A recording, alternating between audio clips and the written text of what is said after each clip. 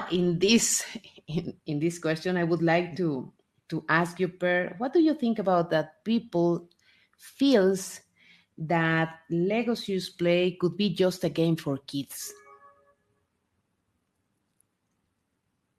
No, but I think that's no.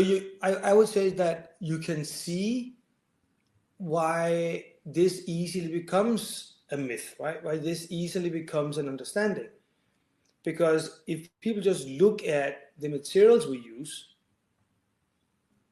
well, they see Lego bricks and they associate that really quickly with children. And they associate it with the way that children play with Lego bricks. So you can see why that happens. I think the analog I would try and make here is this: imagine that there's someone from Mars, from another planet.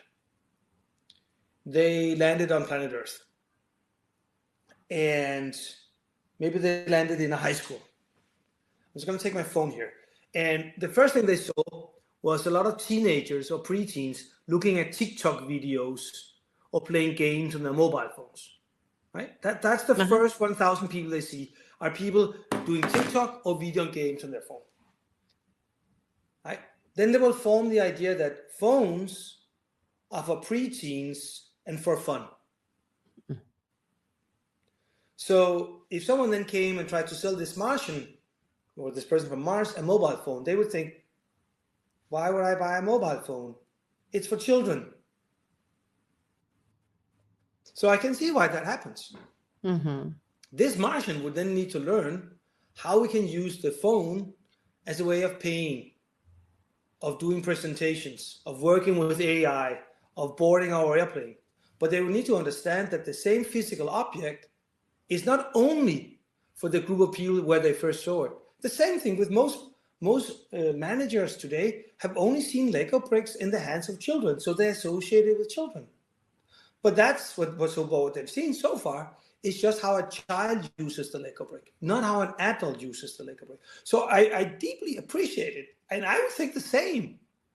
I mean, I worked for Lego before I was introduced to Lego Serious Play, which kind of didn't exist. For me, the Lego brick was clearly also for children. Of course it was, because that's what we had seen. So I think I really, really appreciate this myth. It makes a lot of sense. And I think the only way for us to break this myth is for allow people to experience it as a thinking tool to solve their business problems. Sure, Gloria, I know you know this. We can tell them that this was how it was developed. We can tell them even how inside Lego in the early development, also the Lego employees were like, you want me to play with Lego bricks? This is made for 7-year-olds. Because that's also how they associated it. So it's only natural. And I think the only way we can help people, how do we say this, eliminate the myth is by creating more and more experiences for many, many people so that the association emerges, hey, that this is a thinking tool. Just like the phone can be a communication tool, not just an entertainment tool.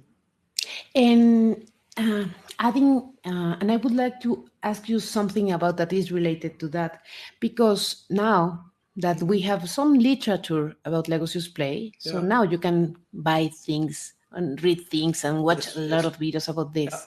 Yeah. So do you feel that reading and watching videos helps to get a deep understanding about what Lego Serious Play is? How does it, why does it work? I think you said two things there. I think, does it help?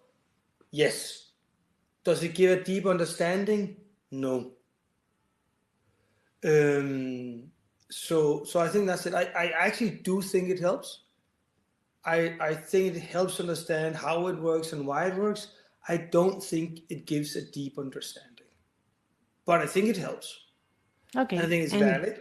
And I think the increased literature, scientific and popular, about LSP also helps provide this understanding that it, not only does it work, it also works for a lot of different people in a lot of different contexts. So I think it's helpful. I do think it's helpful.